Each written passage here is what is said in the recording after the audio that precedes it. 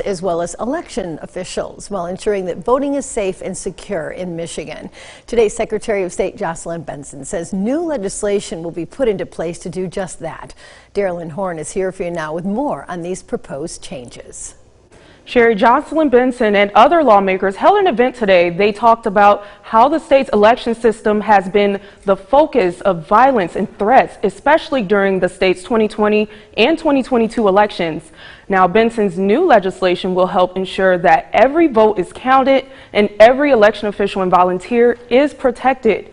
In order to protect those who protect democracy, Benson says her office has formed an election policy advisory task force.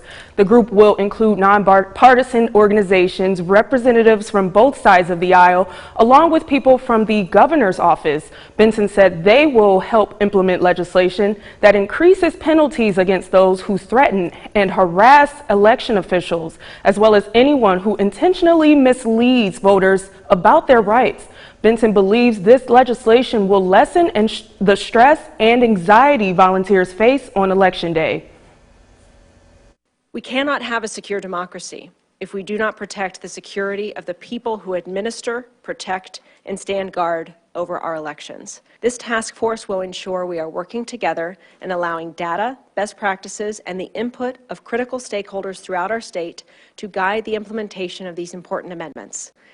The group's charge will also include suggesting, reviewing, and providing insight and feedback on other election-related legislation to ensure we're doing everything we can in this moment to build on the success of our election system. Now, Benson says the new legislation will also provide funds for resources for poll workers and election officials needed to do their jobs efficiently. She says these new laws will be put in place in the coming months. Sherry? Darylyn.